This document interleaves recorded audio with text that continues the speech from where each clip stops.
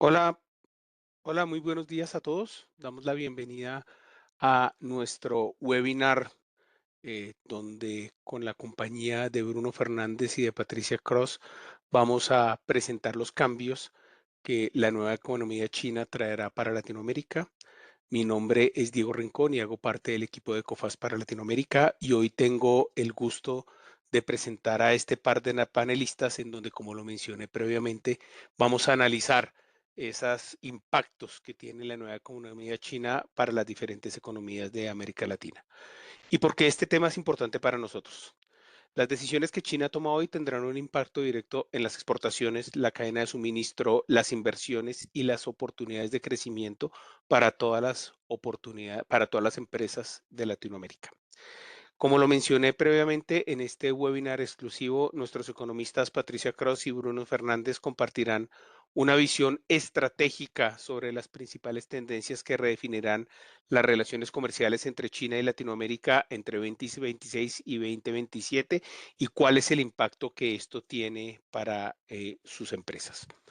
Vamos a analizar durante este webinar cuáles van a ser las perspectivas económicas de China 2026 y 2027, cómo van a evolucionar las relaciones comerciales entre China y América Latina, las oportunidades que surgirán de la demanda china cada vez más diversificada, el papel estratégico de los minerales críticos y las tierras raras para la región y los principales riesgos y oportunidades que influirán en las decisiones de negocio durante los próximos años.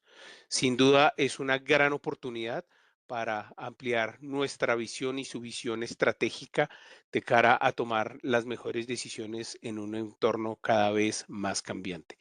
Patricia, Bruno, una vez más, muchas gracias por su participación y doy el paso para que arranquemos o iniciemos con este webinar tan interesante que tenemos hoy en la mesa.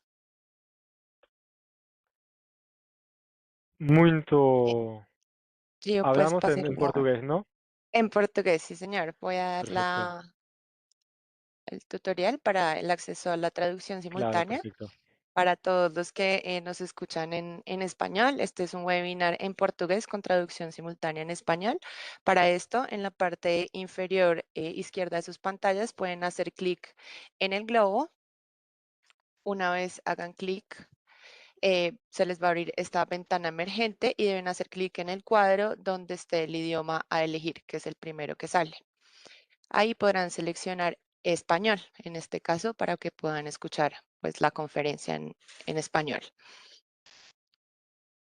Eh, una vez seleccionen el español, la barra les da un círculo donde ustedes pueden moverla hacia el lado derecho para que no les perturbe la traducción con el audio original en la sala y lo pueden pues definir según su gusto. Una vez dejen el círculo completamente hacia la derecha para que se les desaparezca esta ventana emergente, pueden hacer clic en cualquier parte de la pantalla y listo. Si tienen alguna pregunta o duda, pueden escribir por el chat y estamos atentos a contestarles. Ahora sí, Bruno, te doy paso para que inicies con el webinar. Perfecto. Muy buenos días, muy buenas tardes a todos y a todas. Bom dia, boa tarde a todas e a todos. Bem, vamos começar então com as perspectivas económicas na China este ano e também, obviamente, em 2027 e depois falará a Patrícia. Para começar, se vamos à primeira diapositiva, acho que temos que ver outra vez a geografia. Já falamos disso quando foi na Conferência de Risco País no Brasil, de que muitos problemas vêm da geografia. E esta semana tivemos outra notícia, porque, claro, pensávamos que se calhar os problemas já tinham uma solução com o acordo de cessar-fogo, mas depois, pronto, já há 10 ou 11 dias que temos novamente o conflito em Hormuz, que Hormuz está novamente bloqueado, o estreito, com um impacto sobre a China, já vamos ver, mas agora temos outro problema. Esse problema também já tínhamos falado disso na conferência. Porquê? Porque o outro problema é o estreito de Bab el-Mandeb. Por isso, o que podem ver no mapa são os pontos azul claro, que é o Estreito de Bab el-Mandeb, que é o estreito agora que pode ser um problema, que pode se tornar um problema, porque os Houthis, que são rebeldes do Iêmen, ameaçaram, ou já anunciaram, que iam bloquear esse estreito. Pronto, e por isso a geografia é fundamental. Porque temos o Estreito de Hormuz, que é o ponto azul escuro, que já sabemos todos mais ou menos onde fica, mas durante o momento, durante a primeira parte desse conflito e da guerra, a Arábia Saudita pôde exportar 70% do seu petróleo do outro lado, como podem ver, da outra costa, pelo Estreito de Bab el-Mandeb. Isso permitiu, entre outras explicações, que o preço do petróleo não aumentasse tanto. Por isso, o preço do petróleo ficou em 80, 90 dólares, apesar de, pronto, as instituições de energia disseram que era o choque mais importante da história em termos de oferta de petróleo. Ainda assim, como a Arábia Saudita pôde exportar do outro lado, também tivemos alguma alternativa. O problema, obviamente, é que se agora os Houthis fizerem um bloqueio deste lado, então não vamos poder exportar deste lado, e isso vai ter um impacto direto sobre a China, obviamente, porque o que podem ver é que o ponto vermelho, que é o canal de Suez, que é o mar vermelho, ainda vai ser uma porta aberta. Mas, como podem ver, obviamente, é mais uma porta aberta para a Europa. Quando olharmos para as exportações da região dos países do Golfo para a Ásia, então, se passarmos pelo ponto vermelho, significa que depois temos de dar toda a volta à África, passar pelo Cabo da Boa Esperança, para depois chegar à Índia e à China. Isso faz com que os prazos de entrega seriam ainda mais longos. Passaríamos de 24 dias a 45 dias, o que depois pode, obviamente, ser um problema para a China. Para já, a China conseguiu evitar, eu diria, problemas maiores. Porquê? Porque eles estão a utilizar, e bastante, as suas reservas estratégicas de petróleo, entre outras coisas. Sabemos que eles já tinham previsto, obviamente, muitas coisas e por isso eles estão sempre a abastecer as suas reservas estratégicas, que seja, por exemplo, de trigo, de cereais em geral, mas também energia e aqui, neste caso, o petróleo. Isso fez com que eles quase não estão a pedir ou estão a importar muito pouco, pelo menos de forma oficial, muito pouco petróleo no mercado. Depois há alguns fluxos que podemos ver, se calhar ficam mais na Malásia e depois vão para a China. Mas isso oficialmente, as importações da China desde os países do Golfo de petróleo caíram totalmente.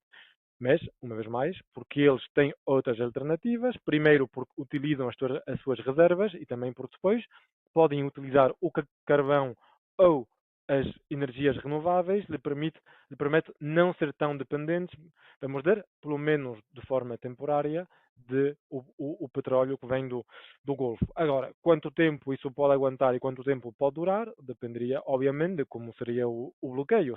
Se continuamos a ter exportações do Irão, por exemplo, que podem passar algumas vezes para a China, isso pode ajudar, mas também sabemos que eles ainda têm reservas para bastantes semanas e até meses. Mas, uma vez mais, se tivermos o Estreito de Bab el-Mandeb bloqueado, isso vai ser um problema, porque vamos ter umas entregas ainda mais longas e, obviamente, depois um abastecimento mais difícil para os países asiáticos em geral e na China também. Se formos para a próxima diapositiva, vemos que claramente temos um crescimento que ainda é sólido, eu diria resiliente, da economia chinesa. Temos um crescimento no primeiro semestre de 4,7%, que está na meta de entre 4,5% e 5% de crescimento para este ano, mas essa resiliência tem que ser analisada, porque temos claramente como a economia em forma de capa. O que significa isso? Que temos um crescimento muito forte do setor externo, das exportações. Como podem ver, temos um crescimento de 13%, é enorme, é considerável, vamos depois falar disso. Mas, ao mesmo tempo, temos um consumo de produtos, de bens manufaturados muito lento, só 1% de crescimento. Temos um investimento que até está a cair, até na indústria. Vamos ver porquê. E, claro, o problema de sempre, ou pelo menos o problema desde 2021, 2022, que é o investimento imobiliário, porque rebentou a bolha imobiliária já há 4 anos e não estamos a ver uma recuperação ainda, vamos dizer, no mercado chinês. Mas vamos perceber então agora que temos 2 setores. Um setor externo que continua a crescer forte, apesar das tensões proteccionistas e do contexto que não é muito favorável, e do outro lado temos um mercado interno que está a sofrer. E vemos isso na diapositiva seguinte. Porque claramente vemos que as exportações, é verdade, sofreram do proteccionismo americano, sofreram das tarifas, não é, que foram impostas pelos americanos, pelos Estados Unidos, em janeiro, fevereiro de 2025. Sabemos que mudaram e muito as tarifas, até tivemos num momento mais de 100%, até quase 150% de tarifas americanas sobre os produtos chineses, mas claro, isso não durou. Depois baixaram, mas no momento caíram, como podem ver, porque a contribuição dos Estados Unidos foi negativa para as exportações chinesas, e durante um ano quase inteiro caíram as exportações chinesas para os Estados Unidos. Mas, como podem ver, continuaram a crescer em nível absoluto. Porquê? Porque compensaram, basicamente, as perdas da quota de mercado nos Estados Unidos com exportações para o resto do mundo. Cresceram e muito se dispararam as exportações chinesas para os países da ASEAN, como podem ver, também para a Europa, também para a América Latina e também para a África. Basicamente, para todo o resto do mundo. Isso porquê? Porque as exportações chinesas são muito competitivas. Sabemos que na maioria dos países do mundo cresceu e muito a inflação em 2022, 2023 e nos anos seguintes, também porque tivemos inflação dos produtos energéticos, mas depois também dos salários, que claro, depois tinham que compensar o aumento da inflação, e na China não foi o caso, porque a China continuou a produzir muito, com uma procura doméstica lenta, o que levou depois a uma deflação dos produtos industriais. Caíram os preços desses produtos. Então, isso fez com que os produtos chineses fossem cada vez mais competitivos, compararmos depois à concorrência mundial, o que permitiu absorver um pouco aquela perda de mercado nos Estados Unidos.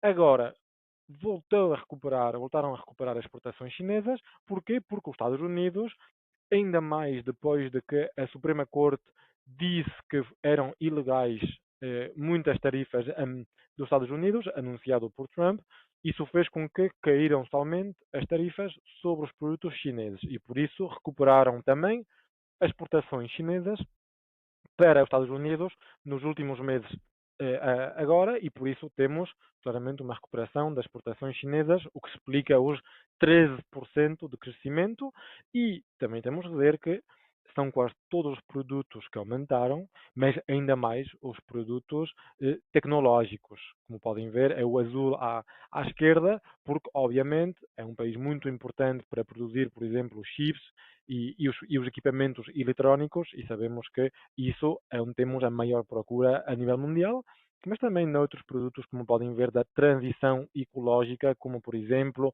os painéis solares, também os veículos elétricos e as baterias de lítio. Por isso, claramente, exportações dinâmicas. Agora, se falarmos de 2027 e até do resto do ano, sabemos que há um risco. Há um risco sobre essas exportações, porque sabemos que há um risco de que o Donald Trump vai, muito provavelmente, anunciar mais tarifas. Já vimos que ele, agora que estão a acabar as suas tarifas de 10% que anunciou em fevereiro, ele vai anunciar novas tarifas para compensar isso. Sabemos que já anunciou, por exemplo, já ameaçou o Canadá com mais tarifas, e sabemos que já abriram investigações, eh, duas diferentes, diria eu, uma sobre o excesso de capacidade manufatureira, excesso de capacidade industrial. Isso também vai permitir aos Estados Unidos, muito provavelmente, anunciar tarifas de pelo menos 10%, se não for mais, e a outra investigação sobre o trabalho forçado contra os países que não fazem o que é necessário contra o trabalho forçado. Isso vai permitir aos Estados Unidos anunciar tarifas sobre basicamente todos os países a nível mundial. Então, sabemos que vêm agora outras tarifas. Agora, Isso não significa que vão ser as mesmas tarifas que antes e que isso vai ser suficiente para depois fazer cair, não é, as exportações chinesas. Porque também vai depender de se mantiverem em 20%, eu acho que, e se for assim para o resto do mundo, é possível que a China continue a exportar muito para os Estados Unidos. Agora, se quando depois eles vão ver como é que foi a primeira fase, se realmente a China comprou tantos produtos como se tinha comprometido eh, na primeira fase do acordo desde que chegou o Donald Trump, podemos ter ali algumas tensões, porque é possível que os Estados Unidos vejam que a China quase não comprou nem a metade do que tinham prometido e por isso, afinal, tínhamos mais tensões entre Estados Unidos e China. Se isso for o caso, vai ter um impacto sobre as exportações chinesas e ter um impacto, obviamente, sobre o principal motor da economia, que está a ser agora as exportações, e vai ter um impacto sobre a atividade. Formos para a diapositiva seguinte, vemos que o outro ponto, mas que esse é um ponto fraco, que é a procura interna, a procura doméstica. Porque podem ver que as vendas no varejo, que é o consumo, basicamente, das famílias, quando vemos a linha verde, que é o total, estamos a ver basicamente uma estagnação. Porquê? Porque as famílias chinesas não têm confiança, como podem ver no gráfico à direita, desde já há 4 anos ou mais, desde que rebentou a bolha imobiliária. Isso fez com que caíram totalmente, ou caiu o valor das casas, e sabemos que as poupanças das famílias chinesas são, na maior parte, casas e do setor imobiliário. Isso fez com que eles, como não têm confiança e como também não há segurança social na China, então as famílias têm que poupar. E para recuperar o valor que perderam as casas e, em geral, o investimento imobiliário, eles têm que poupar cada vez mais. Então, estão a poupar mais e estão a gastar menos. Isso explica o porquê temos claramente uma estagnação do consumo das famílias na China. Podem ver no cor-de-rosa que quando o governo impôs, vamos dizer, subsídios, isso permitiu, durante um momento, apoiar o consumo de carros, por exemplo, de móveis e de eletrodomésticos. Mas sabemos que isso não dura, porque só é antecipar algumas compras. Quando a pessoa compra uma nova televisão, sabemos que não vai comprar a televisão no ano que vem. Em geral, cada 5, 6, 10 anos, e só permitiu adiantar, antecipar as compras, mas não criou realmente nova procura. É só antecipar algumas compras, mas sabemos que isso significa que depois, no ano seguinte, vão baixar, vão cair as compras. Então, por isso, temos agora um abrandamento do consumo das famílias, porque os fatores estruturais que explicam as dificuldades da procura doméstica ainda não foram resolvidos e por isso estamos claramente com ainda uma procura interna na China que continua a ser lenta e é possível ou até provável que tenhamos essa tendência ainda nos próximos anos e sobretudo em 2027. Formos para a diapositiva seguinte, vemos ali que também o investimento baixou. Baixa o investimento porque temos o problema de sempre, ou até o problema desde 2022, que é o setor imobiliário, já falamos disso, vemos que as vendas continuam a cair, seja em volume, seja em valor. Porque, claro, os preços caem ainda mais, mas também o volume não recupera porque temos inventários enormes que ainda não foram vendidos já há 4 anos. Então, claro, as pessoas e os investidores não vão construir ainda mais quando os inventários ainda não foram vendidos. Por isso temos ainda um investimento que não para de cair. E depois temos também agora isso, uma coisa que é mais nova, mais recente, que é o investimento industrial, que também está a baixar um pouco, depois de ter crescido muito em 2021, 2022, 2023 e 2024. Porque aqui acho que temos uma parte que foi uma coisa que quis o governo, porque o governo deu conta que estava a cair, estava a baixar e muito a rentabilidade das empresas, porque a concorrência das empresas chinesas era muito forte entre elas, estavam a produzir cada vez mais, estavam pela concorrência a baixar os seus preços cada vez mais, por isso tínhamos deflação industrial na China e o governo o que quer agora é levar ou promover algumas fusões entre as empresas e muitos setores para reduzir um pouco a produção ou pelo menos limitar essa concorrência para evitar que baixem demasiado os preços. Isso foi e é o caso, por exemplo, no cimento, no aço, no carvão, também em geral no lítio, por exemplo.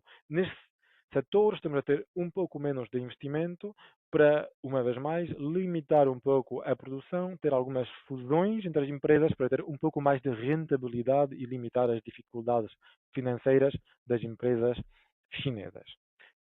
Formos para a diapositiva seguinte, que é a última, vemos claramente que os preços, é a diapositiva anterior, vemos que os preços em geral ao produtor, que são os preços na indústria, como podem ver, se olharmos para os preços verdes, vemos que não param de cair. Isso é porque, claramente, temos uma parte que são as commodities que subiram, que aumentaram, mas por razões globais, mundiais, que são, basicamente, aumentaram o preço do petróleo, aumentaram os preços dos produtos químicos, entre outras coisas, também de alguns metais, por isso subiu isso, mas vemos que quando é downstream, que então é os setores que vendem os produtos depois, e não as matérias-primas, vemos que claramente continuam com dificuldades, isso é um problema e é por isso que continuam as medidas que eles chamam anti-involução para limitar a concorrência e por isso eles têm aquele problema. Vemos que claramente os preços das commodities e também dos chips continuam a subir porque há muita procura ainda mais do lado dos chips, mas que do outro lado vemos que é um setor produtivo que ainda tem muita concorrência entre eles e ainda mais porque não temos procura interna, que é um problema sem solução e que parece que ainda não é o objetivo prioritário do partido. Quando vemos os objetivos para os 5 próximos anos, vemos claramente que eles o que querem é produzir cada vez mais e, sobretudo, produzir, eu diria, nos setores com muito alto valor agregado e, por isso, nem tanto nos setores. Por isso, eles querem, alguns setores, limitar a concorrência, limitar a produção, limitar a baixa dos preços e, noutros setores, aumentar o mais possível, mas a procura interna não é realmente um problema para eles, ou pelo menos não é uma prioridade. Agora, se falarmos das perspectivas de 2027, eles é provável que a sua meta não mude assim muito, que tenhamos uma meta de crescimento entre 4,5% e 5% de crescimento do PIB, que depois achamos que eles vão chegar lá, como sempre, um crescimento, eu diria, lá para os 4,5%. Porquê? Porque ou as exportações vão continuar a ser o motor, por assim não vai ser preciso, eu diria, um impulso orçamental. Este ano o impulso orçamental é quase nulo, quase não subiram as despesas públicas. Porquê? Porque eles já sabem que têm bastante dívida, ainda mais os governos locais, as regiões, por isso, se não for preciso, não vão gastar mais, mas também sabemos que se houver muitas tensões e proteccionismo por parte dos Estados Unidos, mas também se calhar da Europa, que já começa a falar cada vez mais de ser um pouco mais protecionista com a China, por estão a haver uma inundação de produtos chineses na Europa, aí sim é possível que tenhamos mais dificuldades para as exportações chinesas, mas que então ali sim entraria o governo com, obviamente, mais despesas e investimento, por exemplo, nas infraestruturas, se for possível, para apoiar a atividade e chegar à meta dos 4,5% para o ano. Por isso, pensamos que vai ser ainda uma economia resiliente, como sempre, porque há sempre um motor que pode acelerar e quando são exportações, e se não forem exportações, seria muito provavelmente as despesas públicas e o investimento nas novas tecnologias ou nas infraestruturas. Muito obrigado e agora deixo falar a Patrícia.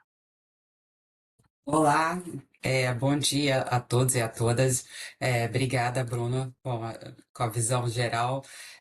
Vou sobre a China. Então, vamos falar agora um pouco também do impacto da China, claro, como um grande parceiro comercial da América Latina, de forma consolidada, o segundo maior parceiro comercial. Mas antes de entrar nos detalhes sobre essa relação, eu queria primeiro compartilhar um pouco, atualizar nossas projeções, sobre as principais projeções que a gente tem para os principais dados macroeconômicos, as maiores economias da América Latina. Tá bom? Então, começando aí no primeiro slide, por favor.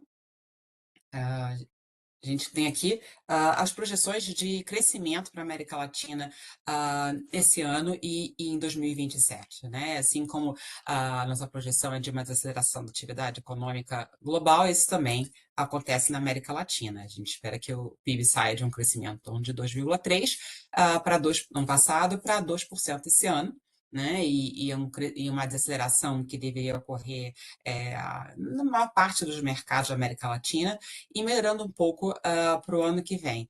Então, por exemplo, no caso da Argentina, que tem crescido ainda acima da média da região, por uma base de comparação fraca ali de 23 e 24, então no passado cresceu 4,4, esse ano seria 3,2 e continuaria a desacelerar ano que vem. Então, é um crescimento que é acima da região, mas a gente tenta sempre também mencionar que é um crescimento ainda desigual entre setores. Então, é muito posicionado por setores como a agricultura, o setor de energia com grandes competitividade, crescimento na parte de xisto, mineração, então tem grandes perspectivas também de crescimento para cobre e lítio nos próximos anos, né, com toda essa transição energética né? Mas, por outro lado, a gente vê a construção ainda muito paralisada, o setor de manufatura que tem dificuldade para competir com o produto importado, e aí a China também, a gente vai entrar em mais detalhes, mas com certeza também um grande provedor de importações para a Argentina. Então, é um cenário de desaceleração do crescimento, ainda que tenha um crescimento ainda acima da média da região. Para o Brasil, a projeção seria de um crescimento de 2% esse ano, também desacelerando em relação ao ano passado, uma atividade que ainda estava mais forte no primeiro trimestre, diante principalmente de impulsos para o consumo, o mercado de trabalho que ainda está resiliente, mas as condições de crédito, como veremos adiante, também ainda muito restritas, muito restritivas, acabam afetando, limitando essa taxa de crescimento para a economia.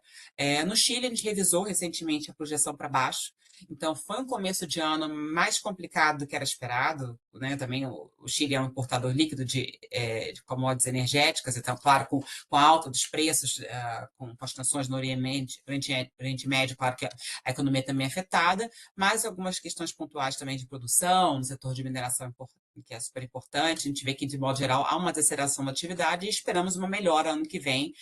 Há uma agenda no novo governo também de reformas pró-negócios e também na aposta dos investimentos de longo prazo no cobre, principalmente, com preços elevados e transição energética, mas também o lítio também favorecido. Na Colômbia, uma desaceleração em curso, um pouco de uma desaceleração em relação ao ano passado, tinha taxas de juros que subiram bastante e tende a ter um efeito esse ano. Ano que vem, a gente entende que poderia haver uma melhora na confiança das empresas e também isso poderia ajudar a trazer algum impulso também a investimentos, a ver também se há espaço para algum corte de juros, investimentos que permaneceram muito fragilizados nos últimos anos, né? Desde 2022 a gente vê uma queda e permanece bem abaixo desse patamar. No Equador, o crescimento desacelera, porque ano passado também foi um ano de recuperação do El Niño de 24, né? E dos cortes de energia que houveram em 2024. Esse ano também a perspectiva é alguma desaceleração, né, da atividade econômica, continuando no ano que vem. O México é uma das poucas exceções onde a gente espera que o crescimento deveria ser um pouco mais alto, mas ainda assim é um crescimento abaixo da média dos últimos anos, 1% tampouco é algo muito expressivo, né, e ano passado foi muito afetado também com as incertezas com a nova política de comércio dos Estados Unidos também, né, que acaba afetando principalmente investimentos de longo prazo e toda a retórica do nearshoring. Para esse ano, essa leve melhora parte não só de uma base fraca, fraca, mas também assumindo que você tenha mais investimentos, relativamente mais investimentos públicos, e do lado dos Estados Unidos, há uma resiliência de demanda numa parte de demandas por produtos eletrônicos, né, por conta do boom de investimentos de IA nos Estados Unidos, que ajuda um pouco o México, além da questão da Copa também, que pode ter favorecido pontualmente um pouco o crescimento da atividade. E, por fim, no Peru, apesar das instabilidades políticas nos últimos anos e tudo mais, a gente vê uma taxa de crescimento que é acima da média da região. No começo do ano, a atividade seguia forte, a tendência é que perca impulso, e uma questão é o El Niño. Não que isso também não seja um problema para os outros países, mas já está mais claro um pouco os efeitos do El Niño por lá. Então, o governo, por exemplo, declarando um estado de emergência, até a atividade deveria perder algum impulso adiante, ainda que um crescimento que ainda é razoavelmente alto comparado com a região. Seguindo, então, para a próxima slide, por favor.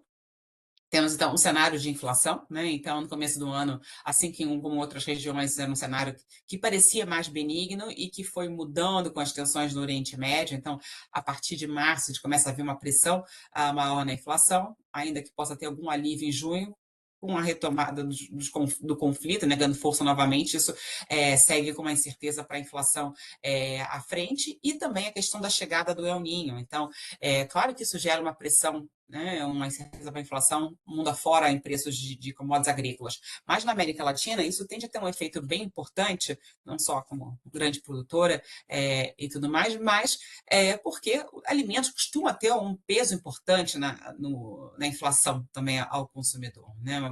Tem uma população, muitas vezes, com uma renda mais baixa, então tem a participação maior, muitas vezes, também de alimentos na cesta, né, da inflação consumidor. Né? E outra questão também é a questão de preços de eletricidade. Então, temos em muitos países a dependência de hidrelétricas, né? E o risco de seca, que pode afetar essa produção e, assim, seus custos e claro, refletindo também nos preços, né? De energia para consumidor e tudo mais. Então, exemplos, o Brasil, o Equador, a Colômbia também, então isso é um fator. Outras questões que afetam, no caso da Colômbia, a gente viu uma inflação que acelerou também pela uma alta de salário mínimo de 23%, que foi tomada de surpresa no final do ano passado, e que levou não só a inflação, já mostra sinais, mas também as expectativas de inflação para o ano. E, por fim, na Argentina, que o processo, né, que a inflação um patamar mais alto historicamente, bom, a gente viu nos últimos anos um avanço, né, um progresso do processo desinflacionário, mas que perdeu força nos últimos meses, né? Então, a inflação tinha chegado a um mínimo de 30,5% em outubro do ano passado, agora está em 33,5%, né? As projeções para final de ano, nos últimos meses, a gente pode ver no último gráfico, que não tem caído muito, né? Então, meio que estabilizaram para o final desse ano em torno de 30%, embora deva seguir caindo nos próximos anos para 20% e depois 14% em 2028. Mas ainda assim, um patamar alto de inflação, e claro que os riscos para a inflação, de modo geral, na América Latina, seguem elevados diante das tensões, né, no Oriente Médio, e também com a chegada do El Niño. Passando para o próximo slide, por favor. A gente tem o efeito do câmbio, né, que, por um lado, no ano passado a gente viu as moedas da América Latina, tirando o peso argentino, né, que tem suas particularidades, mas as demais, mostrando uma apreciação no ano, diante principalmente de um dólar enfraquecido, né, que acabou dando um suporte para as moedas da América Latina, e esse ano um movimento misto, né? Então, ainda com alguma apreciação do real brasileiro, né, do peso colombiano e mexicano, né? E isso, por um lado, ajuda na questão da inflação, né? Mas, é claro, não é o suficiente, né? Então, é algo positivo, né, na questão da inflação, mas não é o suficiente para compensar, por exemplo, a alta forte, expressiva de preços de commodities, e principalmente das commodities energéticas. Tá? Seguindo para o próximo slide, por favor. Em termos de política monetária, então, diante de um cenário de política de inflação mais pressionada, e assim como as expectativas de inflação, o espaço para cortes de juros na região praticamente fechou, né? Então, atualmente, a gente espera que a taxa de juros permaneça estável em países como o México, que andou cortando ainda recentemente, e o Chile. No Peru, o cenário mudou antes, a perspectiva era de alguma manutenção manutenção de juros agora até alguma possibilidade de alta ao final do ano, diante da atividade que está ainda resiliente. No Brasil, antes do início das tensões no Oriente Médio, a ideia é que a taxa que até março estava em 15%, né, em patamar bem elevado, caísse e chegasse a 12% ao final do ano. A estimativa de mercado agora é de 14% para o final do ano. Então, atualmente está em 14,25%, significa dizer que a ideia é que teria um último corte na reunião de agosto e que permaneceria estável para o resto do ano, né? E na Colômbia, a gente tem alta de juros por conta principalmente também com a questão do aumento do salário mínimo desde o começo do ano, que estava no final do ano passado em 9,25%, agora já em 12%, e as projeções de mercado indicam que poderiam chegar até 12,25% ao final de 2026. Então, de modo geral, realmente um espaço ainda muito limitado para a redução de juros, né? Não há espaço, e com taxas que ainda são bem restritivas, principalmente em mercados como o Brasil e a Colômbia, né? Então, com isso, a gente passa para o nosso próximo slide, que é sobre a questão de pagamentos na região, que permanece ainda desafiadora, né? A gente tem no primeiro gráfico a inadimplência bancária na Argentina, né? A gente não tem dados de solvência por lá, mas aqui pegando o dado da inadimplência bancária, que vem numa tendência de alta nos últimos meses, né? Motivada por diferentes razões. Então, a questão dessa dificuldade maior no processo deflacionário nos últimos meses, então os salários, o crescimento dos salários acabaram perdendo para a inflação, pressionando o poder de compra, juros que no ano passado subiram bastante, agora perdem um pouco de força, né, mas ainda assim acaba afetando, o crescimento desigual, como eu falei, da atividade econômica também afetando. Então, a inadimplência das famílias chegando a 12%, mas enquanto das empresas ainda é de 3%, mas sim numa tendência de alta nos últimos meses e um ponto de atenção. No Chile, temos aqui o número de insolvências no acumulado comparando o acumulado desse ano até maio com o acumulado do ano passado, que a gente vê uma alta também no ano. É importante dizer que aqui são principalmente microempresas, claro que são sempre estão mais vulneráveis né, em termos de condições de crédito, né, e aumento de custos, e por trás disso a gente entende também que é um aumento de custos trabalhistas que pode também estar afetando aqui um pouco na questão dessa alta de insolvências. E por fim, no Brasil, que tem lidado com taxas de juros elevadas por um bom tempo já, a gente teve no ano passado um novo recorde de casos de pedidos de recuperação judicial, que no espanhol é o chamado reorganización, ou concurso preventivo, não? E que, depois desse recorde do ano passado, os dados preliminares desse ano indicam uma queda de 20%, mas, primeiro, uma base de comparação muito elevada, e são dados que vão ainda unicamente até fevereiro. Então, ainda tem muita história, né? Muitos dados que ainda não foram divulgados, e a gente percebe que, principalmente, o setor agrícola como o mais afetado no Brasil. Com isso, a gente entra na segunda parte, que, de fato, uma vez apresentada as perspectivas, o macro geral da América Latina, um pouco dessa relação agora, focar um pouco mais na relação da América Latina com a China, né? Então, no primeiro gráfico, a gente traz aqui a balança comercial da América Latina com a China, então, o crescimento tanto das exportações quanto as importações desde a China, e a balança comercial, né? Então, a América Latina tem um déficit histórico com a China e que ganhou mais força nos últimos 2 anos, e no último ano, principalmente, por um crescimento das importações acima das exportações. Então, isso também vai muito em linha com o que o Bruno apresentou, né, de crescimento forte de exportações chinesas e também a pressão diante de uma política comercial mais protecionista nos Estados Unidos, e principalmente as tensões entre China e Estados Unidos, essa busca da China para outros mercados, né, enquanto as vendas para os Estados Unidos num cenário mais sensível. Então, isso, claro, também acaba influenciando a América Latina. E em um momento que a gente olha nesse segundo gráfico, a evolução da produção industrial em algum dos principais mercados da região. Então, aqui o ponto base, né, sem fevereiro de 2020, então patamar pré-pandêmico, essa evolução nos últimos anos, a gente vê realmente um comportamento frágil da indústria, né? A gente tem um crescimento que às vezes é muito impulsionado por setor de serviços, de comércio ali dentro, mas quando a gente olha os dados da indústria, a indústria muitas vezes andando de lado com desempenho fraco, né? Então, por exemplo, no caso do Chile, atualmente com nível abaixo do patamar pré-pandêmico, no Brasil próximo, também, né, na Argentina próximo, no Brasil também não tão diferente, assim como no México, então um ponto de preocupação para o setor industrial. Passando para o próximo slide, por favor.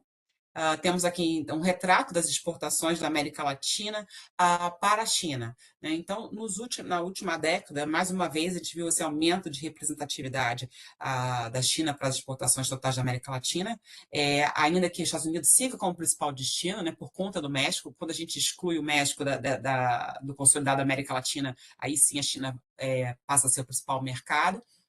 Mas a gente viu que, olhando para essas 7 principais, maiores economias da região, em 5 delas você teve uma alta importante de representatividade da China como destino das exportações, né? Então, a única exceção é a Colômbia, que perdeu participação, e no México permaneceu estável, né? O México é o único que você não tem realmente uma grande dependência da China como destino e totalmente muito mais relacionado com vendas para os Estados Unidos.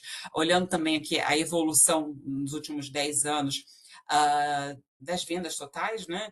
Por país, a gente vê que realmente só a Colômbia em que as vendas são menores atualmente do que eram há 10 anos atrás, nos demais com crescimento, e um crescimento expressivo, principalmente das vendas desde o Equador e também do Peru. Tá?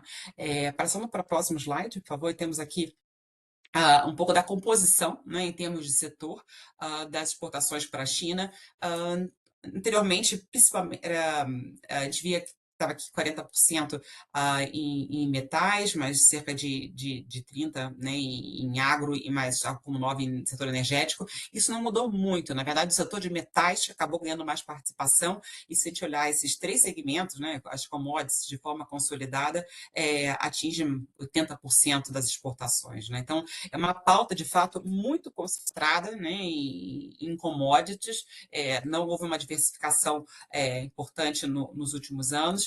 Quando a gente pensa em termos de produto, né, então, os 5 principais produtos exportados pela América Latina para a China representam 71% da pauta exportadora. Então, realmente, é uma concentração muito importante, né? O principal produto é o cobre, 25% do que a região exporta para a China é cobre. Então, seguido por soja, né, minério de ferro, petróleo e carne bovina. Tá? Passando para o próximo slide, por favor, temos então um pouco desse retrato por setor e país. Então, tem algumas variações. Então, na Argentina, totalmente não mudou muita coisa, mas exportações são exportações do setor agrícola. No Brasil, já essa divisão, principalmente agrícola, mas também metais e energética. No Chile, como esperado, muito relacionado com os metais, e aí ajuda a explicar também esses 25% do cobre para a região, né? Então, muito do cobre. Na Colômbia, que foi o país em que a gente viu que houve essa perda de representatividade da China, né? O único, muito explicar também pela queda das exportações do setor energético, que também perdeu uma representatividade importante em relação ao total exportado. No Equador, que cresceu bastante nos últimos 10 anos, essas exportações são muito relacionadas ao setor agrícola, embora também tenha crescido a parte de metais. No México, a exceção não é tão representativa as vendas, né, em termos de total exportado para a China, mas entre o que é exportado, você tem aqui uma pauta que tem mais diversificada em comparação aos demais, né, e entrando produtos manufaturados como produtos farmacêuticos e eletroeletrônicos. E, por fim, no Peru, essa pauta é muito parecida com também com o Chile, né? Então, a parte de metais com a grande representatividade. Com isso, a gente passa para o próximo slide, que aí a gente entra na questão das importações. Em termos de importação, então, também, e na verdade, ganhou ainda mais representatividade do que a China, né, para a América Latina, do que no caso das exportações. E aí, todos esses 7 mercados, a gente viu uma alta nos últimos 10 anos, Tá? E olhando individualmente, aqui no segundo gráfico, o crescimento das exportações, você quer observar aqui que, de fato, todos eles, né, as exportações cresceram, e no último ano houve, de fato, um crescimento, continuou em crescimento em todos os países. Né? Então, a questão das exportações da China, de forma consolidada, crescendo para diversos mercados. Na América Latina, a gente viu que, de forma consolidada, isso também estava acontecendo, mas olhando individualmente, país por país, também, para os principais, isso também foi uma verdade, também mostrou crescimento. Passando para o próximo slide, por favor, a gente tem aqui, então, a composição das importações, uma pauta que é mais diversificada do que a pauta exportadora da América Latina para a China. Então, há 10 anos atrás, a gente falava muito de eletroeletrônicos de baixo valor agregado, que eram exportados para cá, muitas vezes, e agora eletroeletrônicos continuam sendo o principal produto, mas perdeu representatividade. Né? A gente viu um crescimento em químicos, que entra, por exemplo, a parte de petroquímicos, né, que os preços super competitivos na China, difícil para a indústria regional aqui competir. Entra também a parte de fertilizantes, que a gente sabe que é super importante para a América Latina e que depende muito de importações. E um outro segmento que também teve, e aí foi a alta mais expressiva, que chama a atenção, foi no setor automotivo. Anteriormente, em 2015, o setor automotivo representava apenas 4% do que era importado pela América Latina da China. Atualmente, esse percentual já está em 11%. Né? Então, realmente foi um salto importante nos últimos 10 anos. E olhando entre principais produtos, e mais uma vez a gente vê que essa pauta é mais diversificada, enquanto na exportação os 5 principais produtos representavam 71% da pauta exportadora, em termos de importação, os 5 principais produtos representam apenas 18%. Né? E aqui a gente tem a parte de eletrônicos ainda como principal, com os telefones, mas em segundo lugar já vem o setor de veículos, né? Seguido por máquinas de processamento de dados, e peças de automóveis. Então, mais uma vez, o setor automotivo aqui mostrando como um terceiro lugar e nessa tendência de alta. Passando para o próximo slide, temos, então, a mesma leitura, olhando por país, né, como variou essa composição das importações em 2015 e em 2025. De modo geral, não há tanta, diferente da exportação, não há tanta variação assim de um país para outro, nessa composição setorial. Então, eletroeletrônicos continua sendo o principal, embora perdendo participação, químicos crescendo, principalmente em Argentina e Brasil, que também não chega a surpreender, porque tem a questão dos fertilizantes, nos países que são muito fortes em setor agrícola também, e o automotivo, que também cresceu em todos. Né? Então, não foi uma tendência de forma consolidada de um ou outro mercado do setor automotivo, mas, de modo geral, teve esse crescimento importante para todos esses países. Tá? E com isso, a gente vai para o último slide, que eu queria entrar um pouco mais na questão do setor automotivo. Né? Então, aqui a evolução nos últimos 10 anos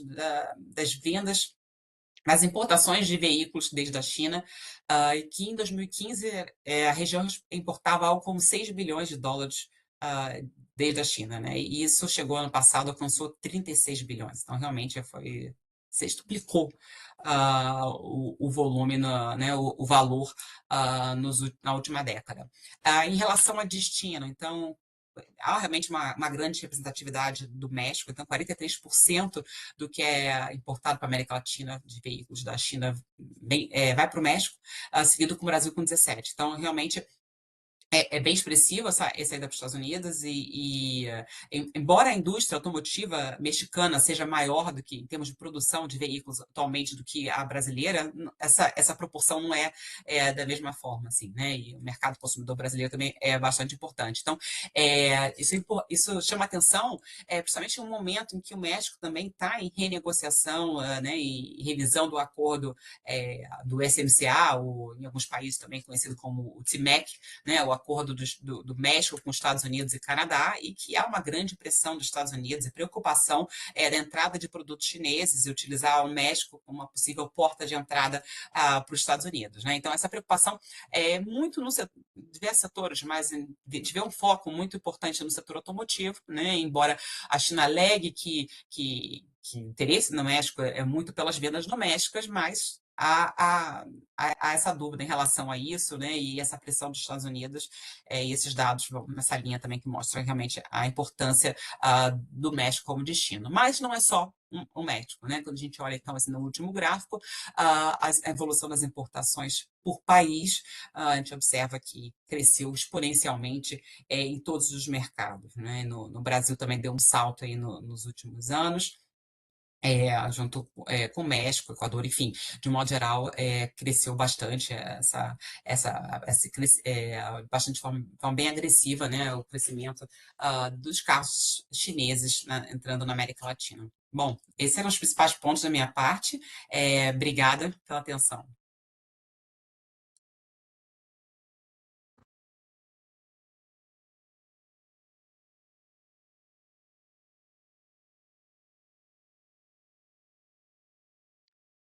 Patricia, Bruno, muchísimas gracias. Sin duda, una visión bien interesante de las implicaciones de en la evolución del mercado chino en América Latina y a nivel global. Les agradecemos mucho su participación a cada uno de los asistentes. Efectivamente, creo que Caroline, aquí te pregunto el material y algunas preguntas que haya en el chat, o si no, daremos por terminado este webinar tan interesante. Sí, señor. Todo el material será compartido una vez terminemos este webinar, se les envía por correo electrónico. Igualmente, si tienen alguna pregunta, la pueden hacer a vuelta de correo y se las estaremos respondiendo con toda la visión de Patricia y de Bruno. Ok, perfecto. Pues nada, de nuevo una vez más, muchísimas gracias a cada uno de los asistentes. Fantástico. Bruno, Patricia, de nuevo mil gracias. Caroline por tu organización y nos vemos el siguiente mes que viene, el siguiente mes con seguramente otro tema importante dado este entorno en el cual nos movemos permanentemente y los impactos que tiene el entorno global en Latinoamérica.